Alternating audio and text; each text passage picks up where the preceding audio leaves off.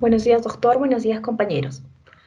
Hoy les vamos a hablar acerca de las actividades vinculadas al sector construcción pública y privada.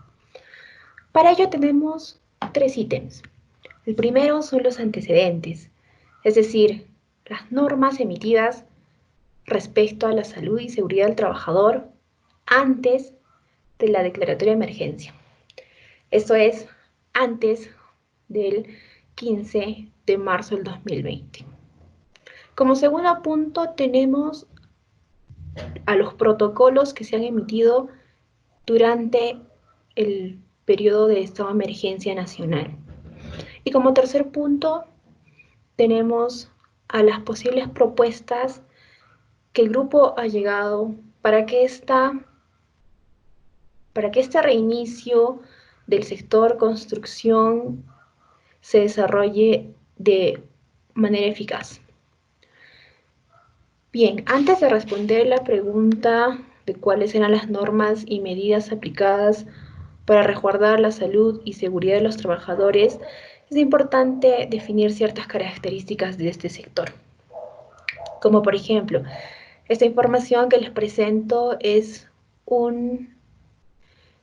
extraída del diario Gestión, una publicación del año 2019, en el cual indicaba que la Cámara Peruana de Construcción elevó sus expectativas de crecimiento de esta actividad a un 6.22% con respecto al año 2018. Es importante también determinar que uno de los elementos importantes para el crecimiento es el sector inmobiliario, debido a que existe un incremento en la venta de viviendas sociales. También tenemos el avance y la inversión pública y privada, como por ejemplo la ampliación del Aeropuerto Internacional Jorge Chávez y otras muchas obras a nivel nacional. Y finalmente, un elemento importante para el desarrollo es el mercado de productos, porque el cemento, por ejemplo, es uno de los materiales más utilizados para la construcción de obras. Ahora, también es importante porque el sector construcción genera muchos puestos de trabajo y beneficia a muchas familias a nivel nacional, porque se tienen muchas obras en todos los departamentos del Perú y con ello la utilización del personal de mano de obra.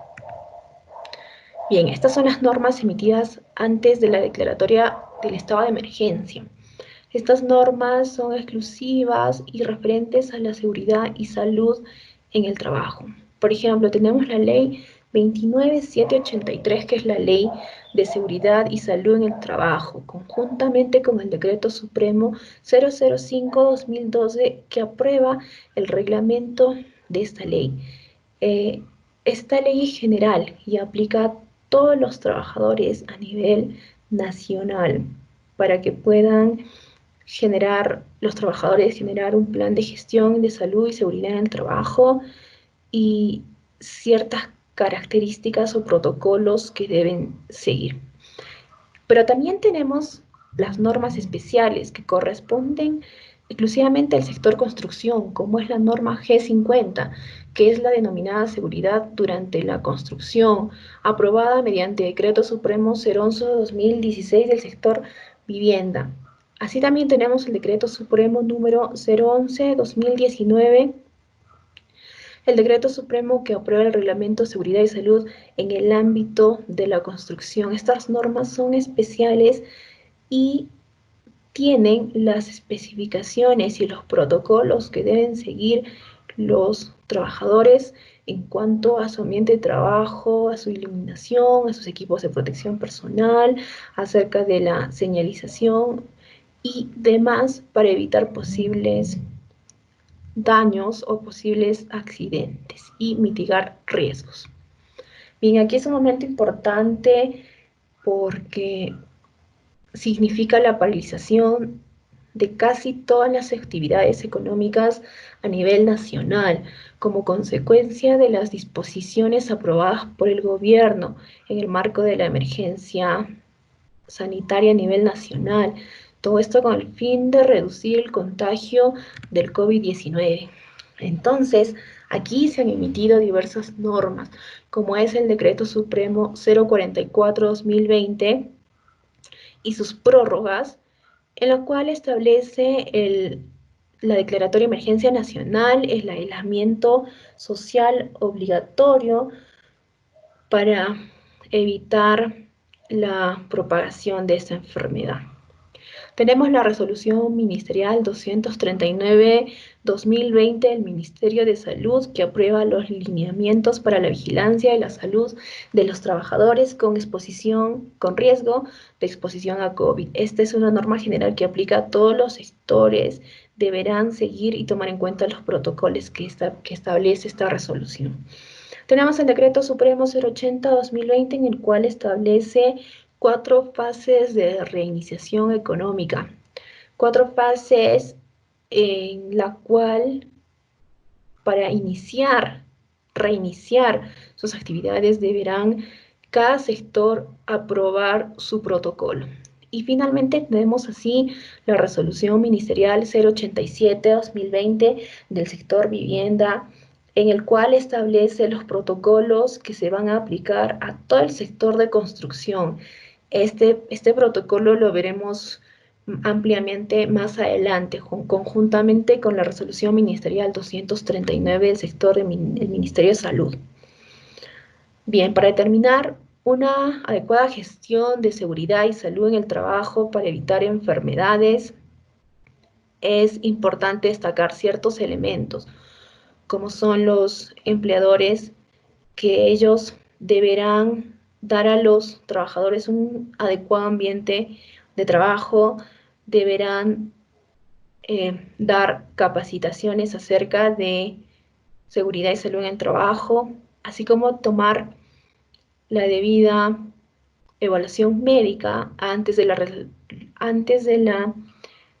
relación laboral, en el transcurso y finalmente cuando termina la relación laboral. Y también es deber de los trabajadores seguir todos los protocolos establecidos, tener un adecuado uso de las herramientas y someterse también a las evaluaciones médicas, porque al fin y al cabo los trabajadores es la mano de obra, es el elemento esencial y principal para que una obra se vea materializada. Y también tenemos el ambiente de trabajo, sumamente importante porque es el lugar donde donde el trabajador desarrolla su actividad. Este debe tener una correcta iluminación, señalización, limpieza, los instrumentos deben estar en buen estado, la maquinaria también en buen estado y todo lo relacionado para poder evitar ciertos accidentes y enfermedades. Y también este elemento que son las medidas adoptadas antes del COVID-19. Para ello es importante destacar que aquí tengo un ejemplo de un plan de seguridad y salud en el trabajo de la empresa Graña y Montero. Es una empresa constructora. Este plan de seguridad corresponde al año 2018 para que tengan una información extra acerca de cómo se manejaban los planes antes y cómo ahora van a tener que seguir un protocolo y adicionar las pautas que establece el protocolo a sus planes de seguridad. Entonces, tenemos, por ejemplo, los estándares de salud y seguridad en las operaciones. Por ejemplo, los lugares de trabajo, tanto el personal administrativo como el personal que labora en la obra, debe ofrecer seguridad frente a posibles riesgos, frente a posibles caídas, resbalones, choques con objetos que no estén en su lugar. Y también es importante en los lugares de trabajo mantener las zonas de tránsito. Las áreas de trabajo deben estar limpias, ordenadas. La basura y los desechos deberán ser colocados en correspondientes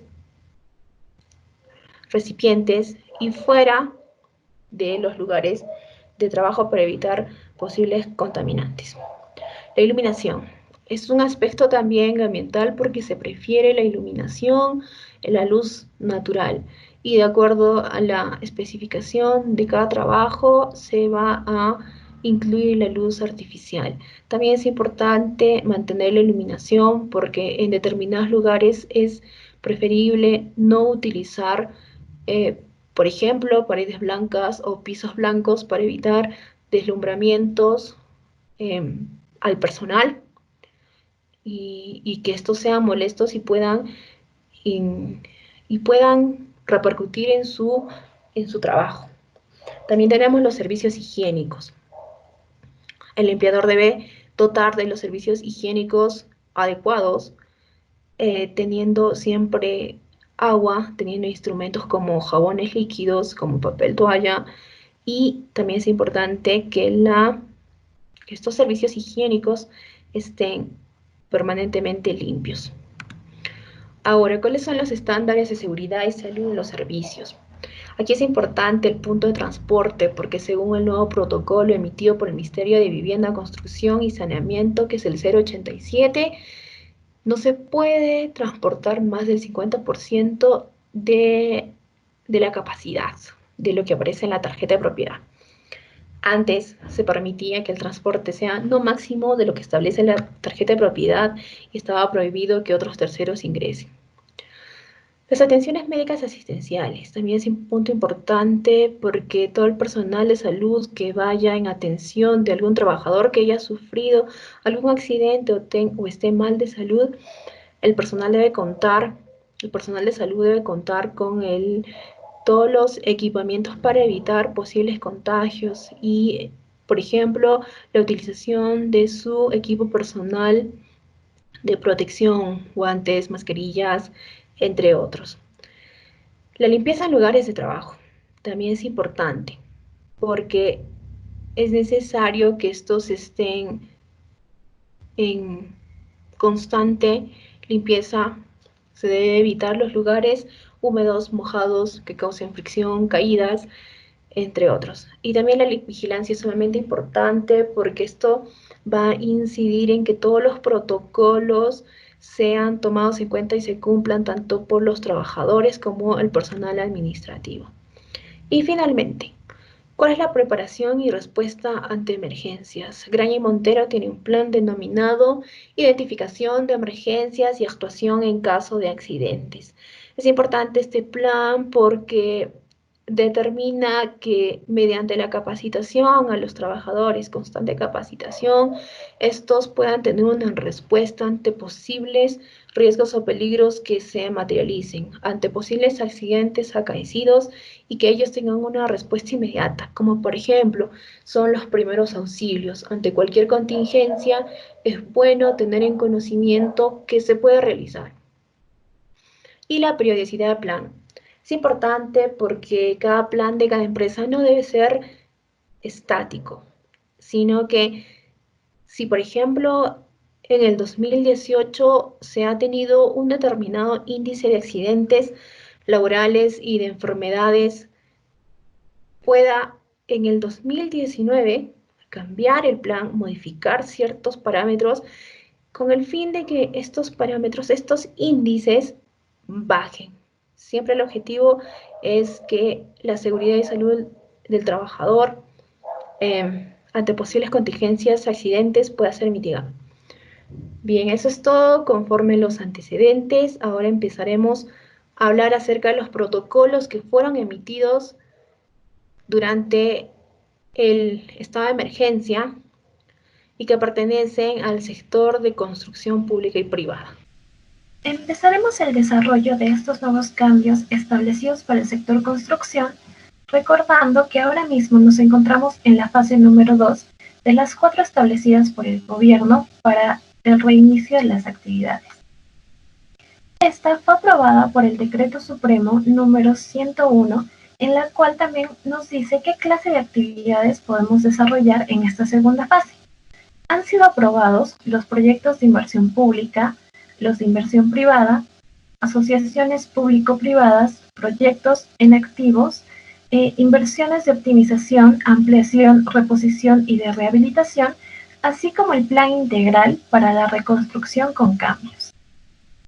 Antes de volver a operar, debemos de saber qué es lo que se necesita para poder iniciar o reiniciar, en caso se haya paralizado la obra, nuestras actividades. El primer punto es el plan para la vigilancia, prevención y control de COVID en el trabajo. Debemos tomar en cuenta también los criterios de focalización territorial, así como el protocolo sanitario de nuestro sector. La fiscalización y supervisión de que se cumplan todas las medidas establecidas está a cargo del Ministerio de Salud, el Ministerio de Vivienda y SUNAFIL respecto a los trabajadores. Estos entes, al final de cada fase, emiten un informe que el gobierno central deberá tomar en cuenta para poder establecer qué clase de actividades podrán seguir operando en la siguiente fase. Bien, ahora hablaremos sobre el plan para la vigilancia, prevención y control del COVID-19 en el trabajo.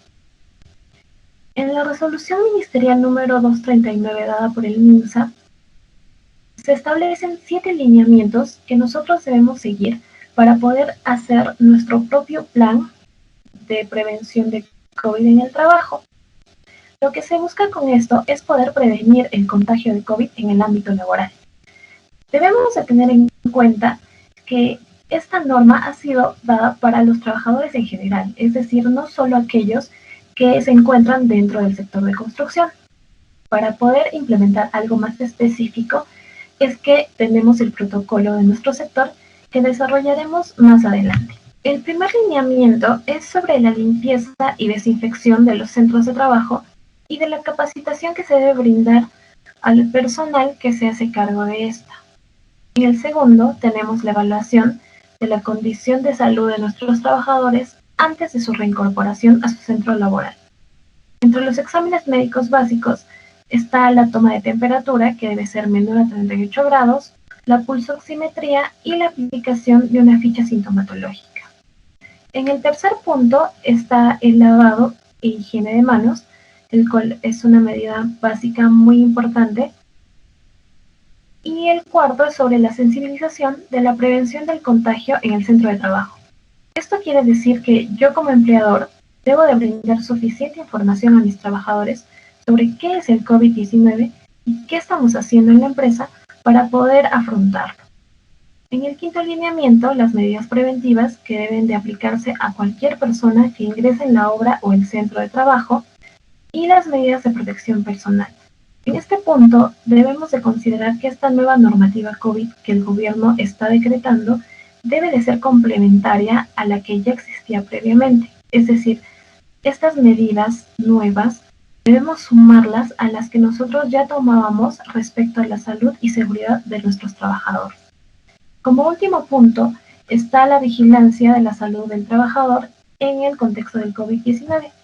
En este punto menciona que el personal que es responsable por la salud y seguridad del trabajador en nuestra empresa debe de registrar en un portal virtual llamado Su Salud todos los datos de nuestros trabajadores, las evaluaciones médicas, así como cualquier incidencia dentro de la empresa. Así la autoridad competente podrá tener registro de esta y realizar el seguimiento correspondiente. Esta norma también nos brinda información sobre quién es el responsable por la seguridad y la salud del trabajador. Debemos de tomar en cuenta que esta varía respecto al tamaño de la empresa y la cantidad de trabajadores. En el anexo número 1 de la norma encontramos este recuadro que establece que hasta 100 trabajadores el responsable sería obviamente el empleador, además de una enfermera. Y de pasar esta suma, es necesario que se una un médico ocupacional para poder realizar el seguimiento respectivo a la salud y seguridad de nuestros trabajadores. En el anexo número 2 tenemos la ficha de sintomatología, la cual tiene carácter de declaración jurada y debe de ser aplicada a todos los trabajadores y a todas las personas en general que ingresen al centro laboral. Este documento también establece los niveles de riesgo de exposición de trabajadores. El sector construcción se encuentra entre bajo y mediano riesgo, ya que nuestro personal no trabaja directamente con pacientes confirmados por COVID-19 ni en ambientes donde sea fácil contagiarse, como es el sector salud. En la última modificatoria dada por la Resolución Ministerial 283, nos establece qué personas pertenecen al grupo de riesgo. Entre ellas están los mayores a 65 años, aquellos que sufren de enfermedades cardiovasculares o pulmonares crónicas, cáncer, diabetes, insuficiencia renal, con tratamiento inmunosupresor y con un índice de masa corporal de 40 a más. Para estas personas es recomendable el trabajo remoto, es decir, desde sus domicilios, pero en caso ellos deseen concurrir a su centro laboral, deberán de suscribir una declaración jurada de asunción de responsabilidad voluntaria que fue dada por la Resolución Ministerial 099 del sector trabajo. Aquí podemos ver el formato de declaración jurada, la cual también debe ser firmada por un representante legal y la persona a cargo de la salud y seguridad en el trabajo de la empresa, dando así su conformidad, además de establecer un seguimiento continuo y evaluaciones médicas periódicas para este tipo de personas. Otro punto a tomar en cuenta son los criterios de focalización territorial. Estos fueron dados por la Resolución Ministerial número 089 del sector vivienda, en la cual nos establece la ubicación de zonas geográficas con menor exposición al COVID-19 de acuerdo a la focalización de la Autoridad Nacional de Salud, así como la priorización de la población susceptible y las poblaciones o centros poblados que se encuentren con mayor vulnerabilidad a infecciones respiratorias. Yo les voy a hablar un poco sobre el protocolo sanitario sectorial del sector vivienda, construcción y saneamiento. Este protocolo es el protocolo base, el más importante dentro de la reanudación de la actividad en el sector construcción y está regulado por la Resolución Ministerial 087-2020 Vivienda. Se debe implementar este protocolo tanto en la ejecución de obras de construcción del sector público como del sector privado y debe ser aplicado de manera obligatoria a todas las personas que se encuentren dentro del proceso de construcción, así como agentes externos, que podrían ser proveedores, contratistas, subcontratistas y en general cualquier persona que ingrese a la obra. Además, establece medidas preventivas en cada fase y para cada tipo de personal que laboren dentro y fuera de la obra. Tenemos primero las medidas preventivas generales, las cuales son el distanciamiento físico entre trabajadores, la higiene en las manos, la higiene respiratoria y la evaluación médica. Iremos explicando más adelante cómo se deben seguir estas medidas. Primero vamos a ver las medidas preventivas en la fase de reinicio de actividades. Se deben incluir todos los cambios organizativos y de cualquier otra índole que sea necesario implementar debido a esta nueva normativa COVID, la cual debe coexistir con las normas ya establecidas anteriormente para la seguridad y la salud del trabajador.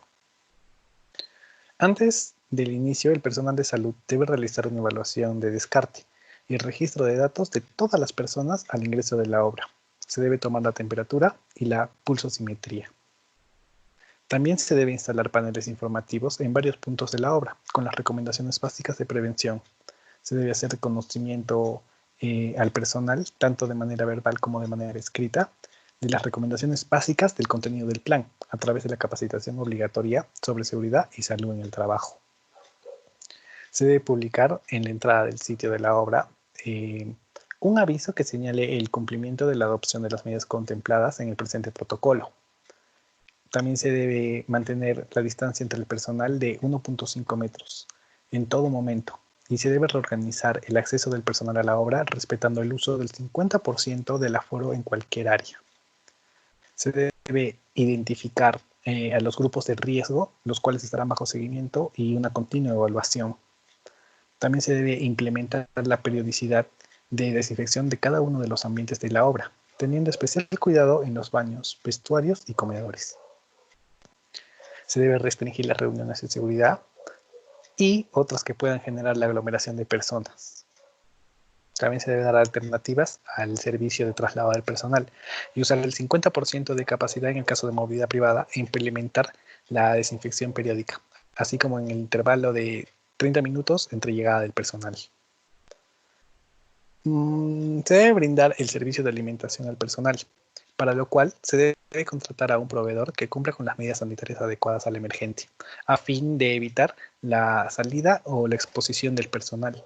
Y por último, en el caso de obras en campamentos o aquellas que requieran el internamiento del personal, se debe optar por el régimen de jornadas de trabajo más largas, permitidas por ley. Esto con la finalidad de reducir la frecuencia de exposición del personal y siguiendo las condiciones laborales que dispone la normativa vigente. Tenemos la fase de ejecución y fase de cierre. En esta fase deben implementar 4 zonas. La zona de control previo, la zona de control de desinfección, la zona de control de vestuarios y la zona de control de trabajo. ¿Cuál es la primera de estas? La zona de control previo, en la cual se debe identificar al personal con factores de riesgo, comprobar la ausencia de sintomatología COVID, midiendo la temperatura. Esto se debe hacer preferentemente con un termómetro láser y se debe hacer tanto al iniciar como al terminar la jornada laboral. La temperatura siempre tiene que ser menor a 38 grados centígrados. Después tenemos la zona de control de desinfección. Se debe implementar una zona de desinfección en la obra, la cual debe estar equipada adecuadamente con agua, jabón o alcohol diluido, al 70% por lo menos. Después tenemos la zona de control de vestuarios, en la cual se debe facilitar las mascarillas a los trabajadores. Estas mascarillas tienen que cumplir con las especificaciones técnicas que están establecidas en la Resolución Ministerial 135 del MINSA. Y también se le tiene que dar a los trabajadores guantes de látex, los cuales deben renovarse periódicamente. Y se debe gestionar en cada obra el uso, cambio, desinfección o desecho de los equipos de protección personal. Por último tenemos la zona de trabajo, en la cual se debe implementar las medidas que garanticen una adecuada ventilación, realizar la limpieza y desinfección diaria de las herramientas de trabajo, equipos y materiales que sean de uso compartido. Y además se recomienda no compartir las herramientas de trabajo. Por último, se debe supervisar constantemente el cumplimiento de la higiene, tanto respiratoria como de manos. Luego tenemos las medidas de protección durante el trabajo. Se debe establecer aforos máximos y turnos de descanso, promoviendo siempre el uso de mascarillas y el equipo de protección personal en general. Y también debe haber brigadas de supervisión para que se mantenga la distancia entre las personas. Y sobre las medidas para la operación de maquinaria pesada, se debe disponer primero que los equipos de maquinaria pesada sean manejados solo por el personal especializado en su manejo. Y esta maquinaria se debe mantener limpia. Se debe hacer una desinfección y sobre todo en las zonas que se encuentran en contacto directo con las manos al momento del uso. De las responsabilidades del personal, porque los trabajadores también tienen responsabilidades. Estas son, primero, que el personal no debe presentarse a laborar si presenta síntomas de alarma para COVID.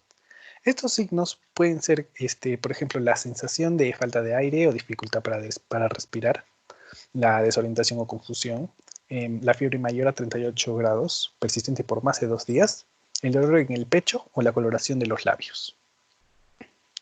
De presentar estos signos, debe comunicárselo inmediatamente al profesional de la salud de la obra. También el personal debe tomarse la temperatura en su domicilio antes de acudir a su puesto de trabajo. Y en caso de tener una temperatura mayor a 38 grados centígrados, debe comunicarlo inmediatamente a su supervisor de obra, al residente de obra. También debe desinfectar sus equipos de protección personal de manera regular, como mínimo una vez por jornada, con alcohol, con agua y con jabón. Y cuando estos equipos se deterioran, deben ser desechados. Por último, utilizar sus propias herramientas de trabajo o las que le sean facilitadas por su empleador y mantener la distancia ya mencionada. Sobre las medidas de prevención del personal externo. Se debe restringir, en la medida de lo posible, las visitas externas y solo realizarlas en caso de ser sumamente necesarias. Para esto, se debe aplicar a su vez los exámenes de temperatura y pulsometría, así como utilizar la ficha sintomatológica. Y la información debe ser disponible para las autoridades sanitarias.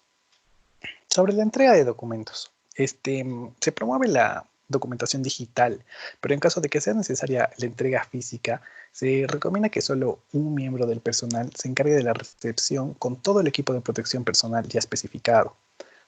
Asimismo, Si fuera posible, se debe establecer una barrera física entre la persona que recibe los documentos y la persona que entrega la documentación. Y se recomienda que esta documentación sea entregada en un recipiente sintético para que pueda ser desinfectada y posterior a la recepción de los documentos. De la entrega de material. Se establece un protocolo de registro, control y recepción de materiales mediante plataformas digitales u otro mecanismo. Pero de existir una acción física, el personal que la cumpla debe acceder a la zona de desinfección, tanto los proveedores como el personal que realiza la descarga. Y el medio que transporta los materiales también tiene que acceder a la zona de desinfección. Se debe habilitar dos zonas. Una es la zona de descarga y limpieza y la otra es la zona de almacenaje.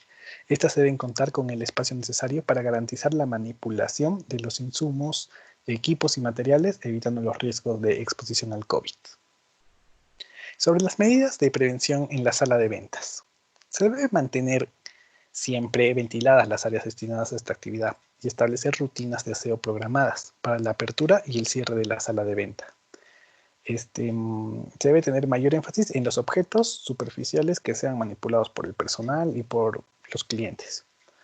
Se debe garantizar la distancia de 1.5 metros entre vendedor y cliente y también se debe controlar el aforo, porque la capacidad máxima debe ser de una persona por cada 2 metros cuadrados.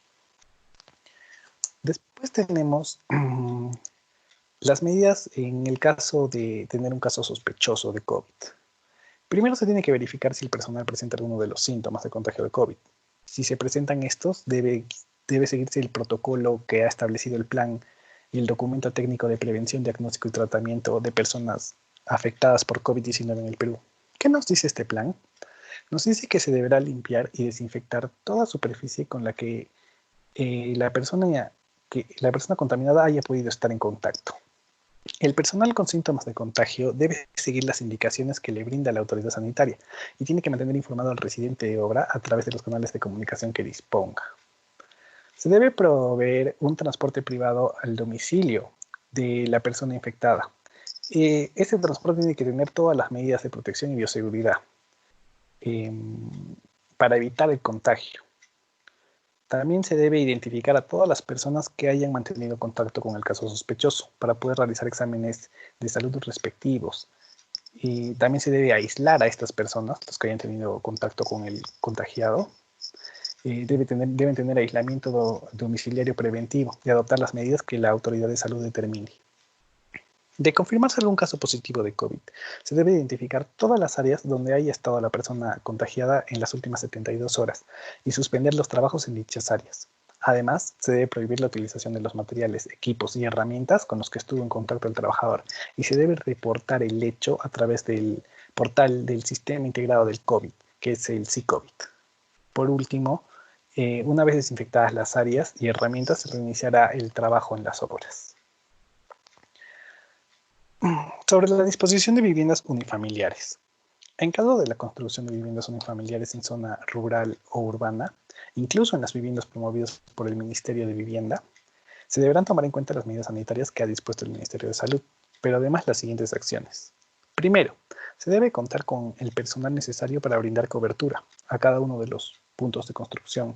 Se debe prevenir el distanciamiento laboral, promover la higiene respiratoria, de manos, el uso permanente del equipo de protección individual, el lavado y cambio de ropa interdiariamente, la limpieza y desinfección del área laboral.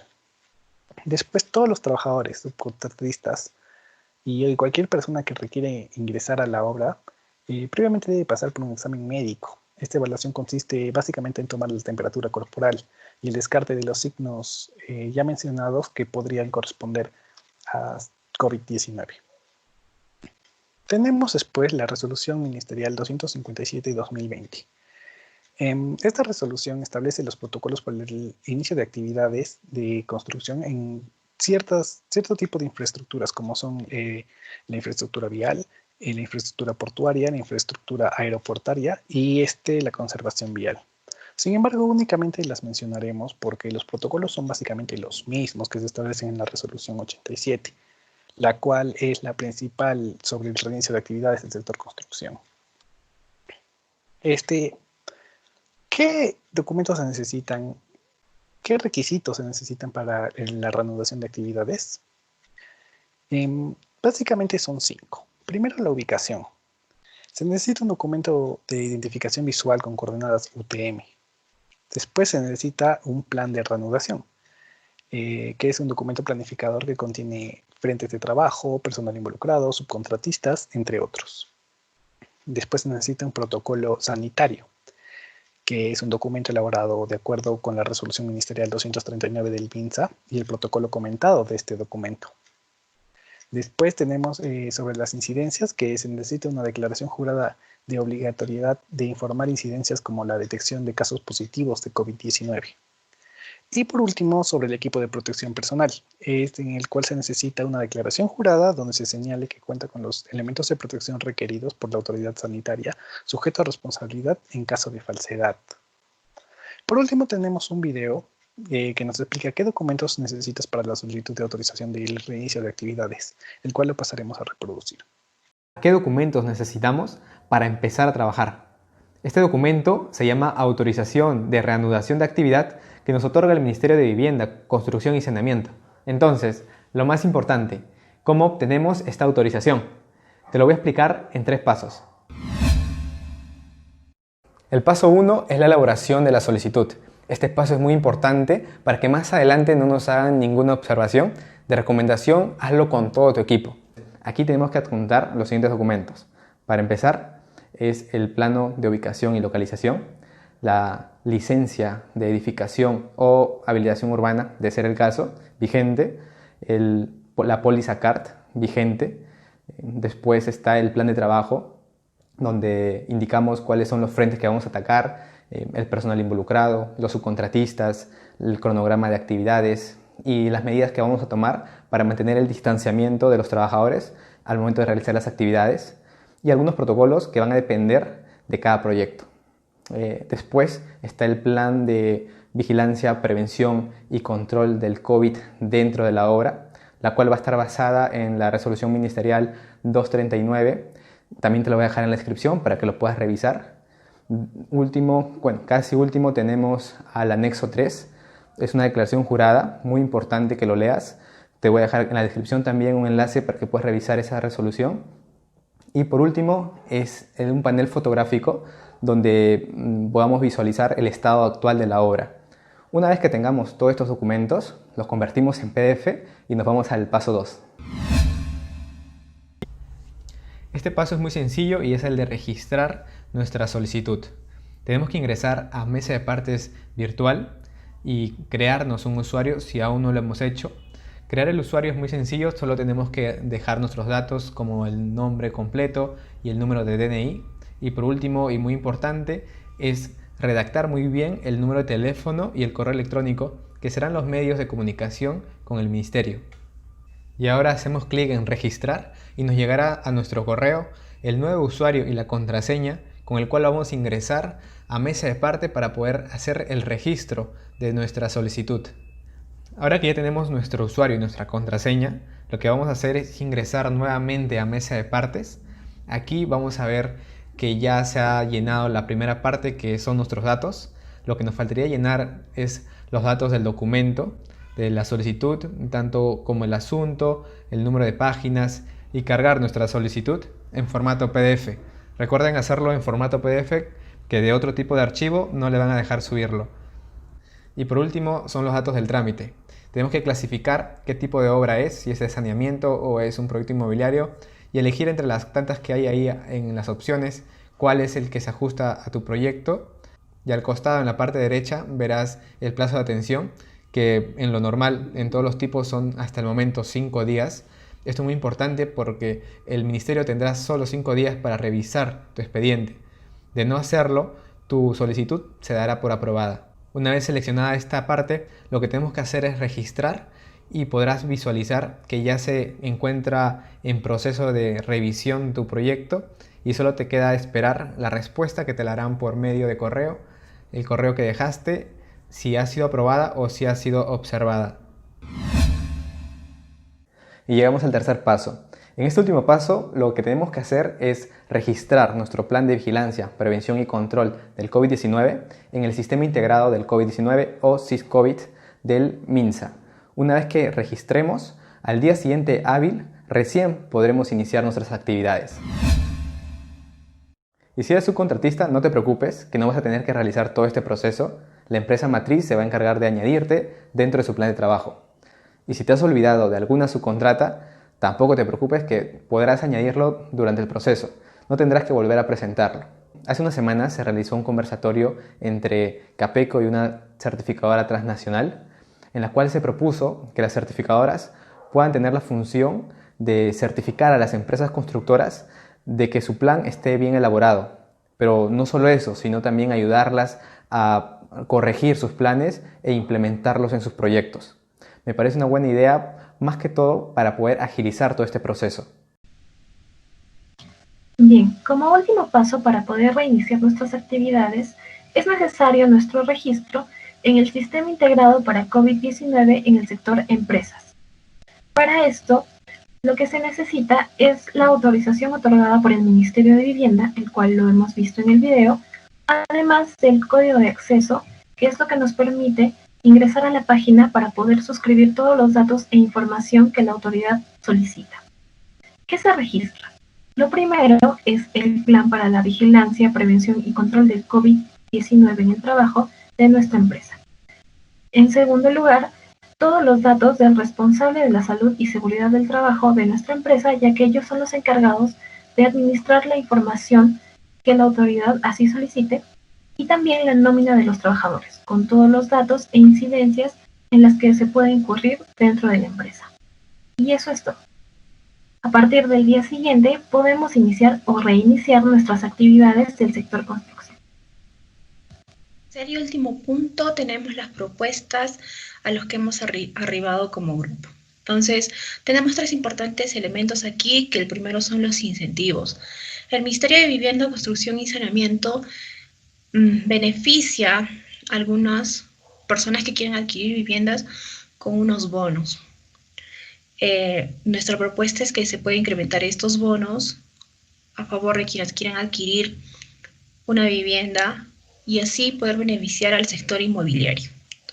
Otra propuesta es el horario de trabajo, que es muy importante, ya que debe existir una flexibilización de los horarios del trabajo para así asegurar una operatividad y en la entrega de la infraestructura u obra, ya que con este nuevo protocolo se prevé que los trabajadores no estén acumulados en un determinado lugar, que se respete la distancia mínima, que se prevea que utilicen todos los instrumentos de seguridad y evitar así el contagio, por lo que los horarios tendrán que flexibilizarse en un determinado sector de los trabajadores, tendrán que trabajar por la mañana y otro por la tarde. Y finalmente, la identificación y evaluación de riesgos. Es importante que la empresa tenga un plan para poder mitigar ciertos riesgos, poder evitar el contagio, ya que al fin y al cabo lo importante es que se pueda ejecutar una obra dentro de un plazo determinado. Y el instrumento más importante es el recurso humano, son los trabajadores, ya que si un trabajador se contagia y por la naturaleza de la enfermedad, que una de sus características esenciales es su alta probabilidad de contagio. Entonces, si uno se contagia mucho, y así bajaría la operatividad y se vería afectado los plazos de entrega e incluso los mismos trabajadores.